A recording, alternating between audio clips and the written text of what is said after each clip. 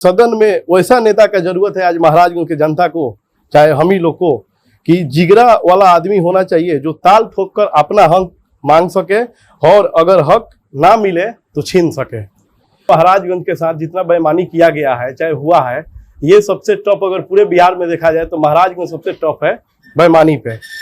इससे छोटे छोटे जगह, छोटे छोटे शहरों को जिला बना दिया गया, लेकिन हमारे महाराजगंज को आज तक ले भी सिर्फ जिला बनाने का आश्वासन मिला है, जिला नहीं बनाया गया। आज देखा जाए कि यहाँ पे जो अस्पताल है 75 बेड का अस्पताल बनाया गया है, लेकिन एक भी आपको सर्जन दिखाई महाराजगंज में नहीं देंगे।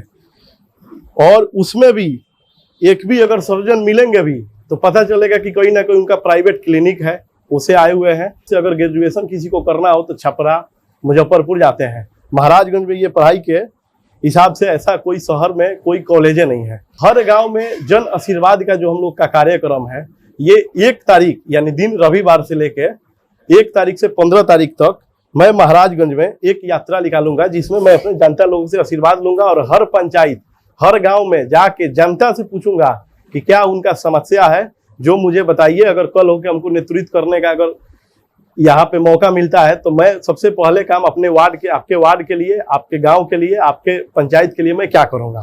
कोई चीज का दिक्कत उनको नहीं था, फिर भी उन्होंने सब ऐसा आराम सिर्फ अपने समाज के लिए, अपने बिहार के लिए छोड़ के वो आए दरभंगा। तो कहीं ना कहीं हम लोग भी उनके मार्गदर्शन पे चलना चाहेंगे। इतिहास के पन्नों में दर्ज होगा आज का दिन का जो ये प्रेस कॉन्फ्रेंस है। सबसे पहले हमारे महाराजगंज कार्यालय पे आए हुए हमारे मुख्य अतिथि, हमारे वीआईपी पार्टी के जिला अध्यक्ष आदरणीय श्रीनिवास जी को मैं अपने दिल के गहराइयों से धन्यवाद करता हूं। और यहाँ पे आए हुए जितना भी हमारे पदाधिकारीगण हैं, आप सबको भी मैं अपने दिल के गहराइयों से धन्यवाद करता हूं। कौशल बाबा को भी धन्यवाद, प्रमोद जी को भी धन्यवाद, अजहर जी को भी, जितने लोग आए हैं इस सब लोग को मैं धन्यवाद करता हूं। देखिए, सबसे पहले तो हमारे जो नेता है, हम सबका जो नेता है वीआईपी पार्टी का, आज देखिए कि वो पूरा ऐशो आराम का जिंदगी छोड़कर आज अपने मुंबई छोड़कर अपने दरभंगा आए। दरभंगा के साथ पूरे प्रदेश में पूरा ऐशो आराम, उनको क्या चीज का नहीं कमी था, दिक्कत था, हर चीज को उनको अच्छा था, कोई चीज का दिक्कत उनको नहीं था। फिर भी उन्होंने सब ऐशो आराम सिर्फ अपने समाज के लिए, अपने बिहार के लिए छोड़ के वो आए दरभंगा। तो कहीं ना कहीं हम लोग भी उनके मार्गदर्शन पे चलना चाहेंगे। देखिए, सबसे पहले तो आज महाराजगंज की बात किया जाए तो पहले तो महाराजगंज को समझिए, बेईमानी के लिहाज पे ये जगह सबसे टॉप पे है। आज महाराजगंज के साथ जितना बेईमानी किया गया है, चाहे हुआ है, ये सबसे टॉप अगर पूरे बिहार में देखा जाए तो महाराजगंज सबसे टॉप है बेईमानी पे। इससे छोटे छोटे जगह, छोटे छोटे शहरों को जिला बना दिया गया, लेकिन हमारे महाराजगंज को आज तक ले भी सिर्फ जिला बनाने का आश्वासन मिला है, जिला नहीं बनाया गया। आज इसी जगह पर महज मान के चलिए कि 30 मिनट तक बारिश हो जाए, 30 मिनट तक अगर यहाँ पानी हो जाए तो पूरे महाराजगंज में पानी पानी हो जाएगा। और आज देखा जाए कि यहाँ पे जो अस्पताल है 75 बेड का अस्पताल बनाया गया है, लेकिन एक भी आपको सर्जन दिखाई महाराजगंज में नहीं देंगे। और उसमें भी एक भी अगर सर्जन मिलेंगे भी तो पता चलेगा कि कोई ना कोई उनका प्राइवेट क्लिनिक है, उसे आए हुए हैं। और नहीं तो सरकारी में कुछ लोग होते हैं जो कहते हैं चले जाइए प्राइवेट में दिखा लीजिए, सबसे बेहतर हो जाएगा। पढ़ाई लिखाई के लिए देखा जाए तो मात्र महाराजगंज में स्नातक तक उपाय है, उसके ऊपर का यहाँ पे महाराजगंज में कोई उपाय नहीं है कि जहाँ से अगर ग्रेजुएशन किसी को करना हो तो छपरा, मुजफ्फरपुर जाते हैं। महाराजगंज में ये पढ़ाई के हिसाब से ऐसा कोई शहर में कोई कॉलेज नहीं है। आज देखा जाए व्यवसायी लोग को, तो आप व्यवसायी लोग का जितना हाल यहाँ खराब है, ये उनसे अच्छा कोई नहीं जान सकता है। आज देखिए, इसी महाराजगंज में बाहरी लोग ने कुछ अपना पैठ जमा चुका है, तो मैं खुल करके उन लोग को चुनौती आज देना चाहूंगा कि देखिए, अपने घर आप जाइए, ये हमारा घर है और हम लोग आपस में लड़कर, झगड़कर या रोकर तय कर लेंगे कि इस शहर को क्या करना है और क्या नहीं करना है। आपकी कोई जरूरत यहाँ नहीं है। महाराजगंज में नेता आ चुके हैं। हम आज किसी का नाम नहीं लेंगे, बस आप सबको ये बताएंगे कि इस जगह पर नेता है नहीं, अगर नेता रहते तो छाती तान कर अपना हक छीन कर लेने वाले कोई नेता यहाँ नहीं है। क्योंकि हो सके तो हमें सदन में वैसा नेता का जरूरत है आज महाराजगंज के जनता को, चाहे हम ही लोग को, कि जिगरा वाला आदमी होना चाहिए जो ताल ठोक कर अपना हक मांग सके और अगर हक ना मिले तो छीन सके। लड़कर अपना हक मांगने वाला नेता अपने क्षेत्र का विकास करता है और अब महाराजगंज को इससे कम कुछ नहीं चाहिए। अब महाराजगंज को ऐसा नेता चाहिए जो अपने महाराजगंज के लिए, विकास के लिए सदन में जाके अपना हक छीन के ला सके। अब बात करते हैं मुख्य घोषणा का, जिस घोषणा में आप लोग मुख्य उद्देश्य से यहाँ पे आए हुए हैं।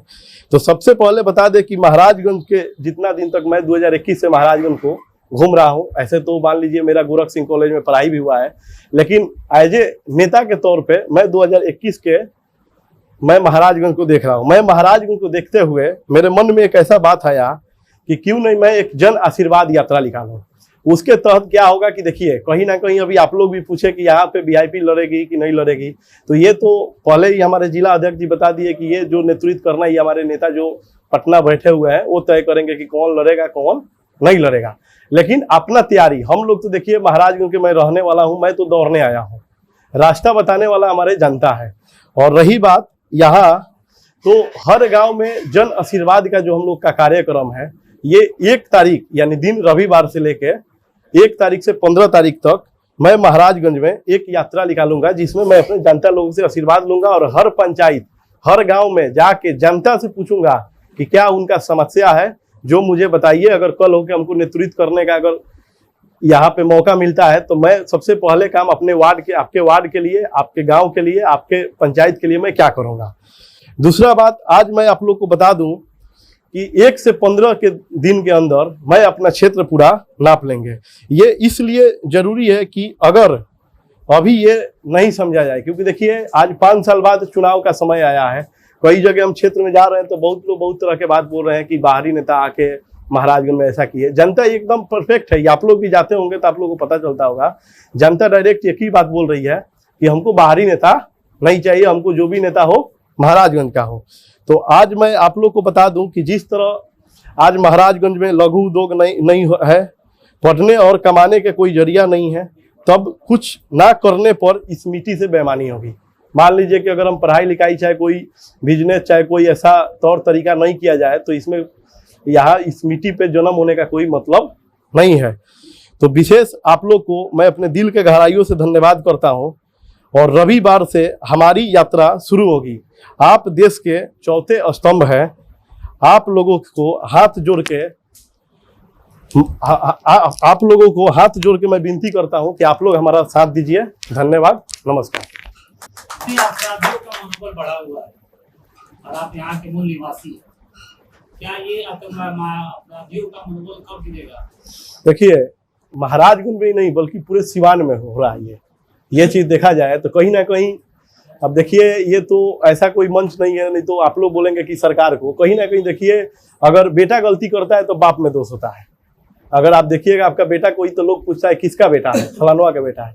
तो कहीं ना कहीं अगर यहाँ अगर ये सब चीज हो रहा है तो कहीं ना कहीं जो यहाँ का नेतृत्व कर रहा है, जो अपने आप को कह रहा है कि मैं यहाँ का विधायक हूँ, सांसद हूँ, मंत्री हूँ, कहीं ना कहीं इन लोग का दोष इसमें है।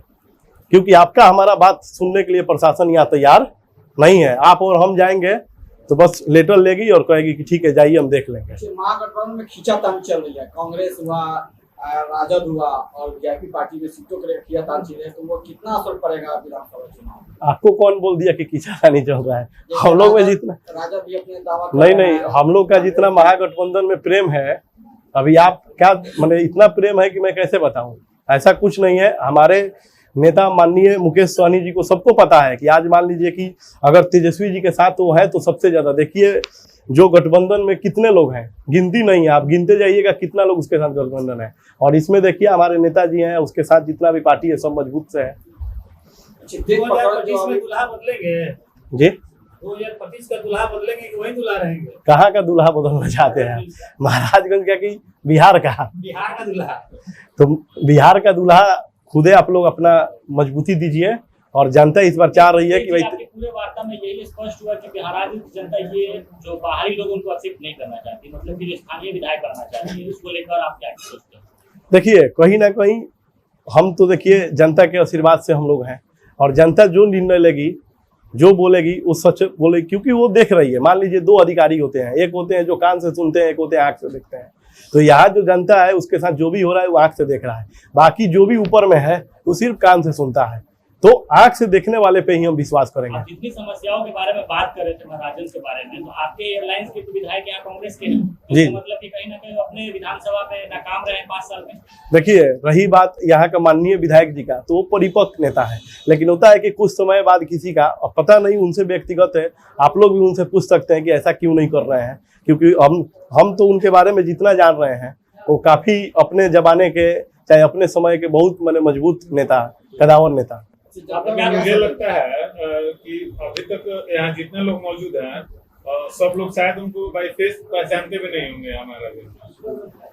हम पत्रकार की बात कर ले तो आम जनता की तो बहुत अलग बात है। जी जी, अब उनका क्या अंदर का ये है, अब तो उनको तो आना चाहिए, क्योंकि हमारे महाराज उनके देव तुल्य जनता उन पे विश्वास करके ही उनको वोट किया, लेकिन अब वो नहीं आ रहे हैं, तो ये तो कोई बात नहीं है। ये तो लीज का सिस्टम रहता है, 5 साल लीज पे दिया गया है, जो अच्छा काम नहीं करेगा लीज बदल देगा जनता। नहीं तो महागठबंधन पे फिर यहाँ की जनता कैसे विश्वास करेगी, क्योंकि एक बार तो उनको धोखा मिल चुका है। देखिए हमारे यहाँ के जितने भी जनता है उनका सिर्फ का नाम है कि यहाँ जो भी हो अपना यहाँ का नेता हो, क्योंकि आप भी बताइए ना, 2 प्रकार का रूम होता है, एक होता है कि अपना घर बनाइएगा, एक भाड़ा का घर होता है। तो यहाँ का जो भी कैंडिडेट महागठबंधन के आएंगे इस बार, ये अपना घर वाले आएंगे, भाड़ा के घर वाले यहाँ पे नहीं आएंगे।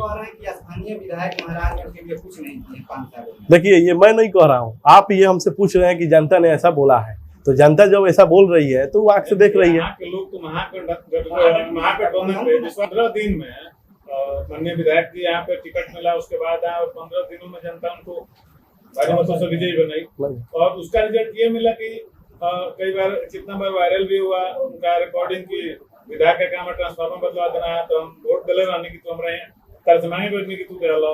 इस तरीके का जब बयानबाजी स्थानीय विधायक के द्वारा होगा तो फिर आम जनता किस नजरिए से आपके पार्टी को आपको सपोर्ट करेगी। अब आप एक बात बताइए, खूब अच्छा प्रोफेसर साहब कोई है, खूब अच्छा मानी ग्रामीण आदमी है, अगर उनका बेटा कुछ ऐसा निकल जाए तो क्या ऐसा थोड़ी होता है कि दोबारा कोई नहीं, ऐसा नहीं है। महागठबंधन के पास एक से एक लोग हैं, उनको जानकर ही, जिस तरह हम भी अभी बोल रहे थे कि काफी परिपक्व नेता थे, अब क्यों नहीं कर रहे, ये तो उनका व्यक्तिगत प्रॉब्लम है। ये चीज अगर उनसे आप पूछिएगा तो हमसे बेहतर वो बताएंगे कि क्यों नहीं कर रहे। जब आप कह रहे हैं कि बार-बार चेंज हो जाएगा, हमारे पास बहुत से लोग हैं, तो महागठबंधन क्यों भी अभी तो अदर ऑप्शन है उनके पास, जनता के पास, भाजपा के पास चली जाएगी जनता। आपकी एयरलाइन आज एक बात बताइए, आज यहाँ पे सरकार अभी किसका है, तो हम ये सरकार पे क्यों भरोसा करेंगे। एक बार तो मौका भी तो दिया जाएगा ना। विधायक का जितना फंड होता है, हम फंड के हिसाब से हम तो डिटेल निकाले हैं, हम तो लगभग जितने भी डिस्ट्रिक्ट के विधायक हैं उसमें हम जो डिटेल में निकाले हैं, सबसे बेस्ट प्रदर्शन इनका रहा है। ये गठबंधन से पूरे बिहार में बहुत मजबूत बना है। जी जी, और इसका व्यापक परिणाम आने वाला है कि बिहार विधानसभा चुनाव में बिहार का परिणाम इस बार कुछ नया जनादेश देने जा रहा है। जी जी, उसी विश्वास के साथ आशीर्वाद यात्रा में अब जा रहा है। जी जी, बिल्कुल जी, धन्यवाद।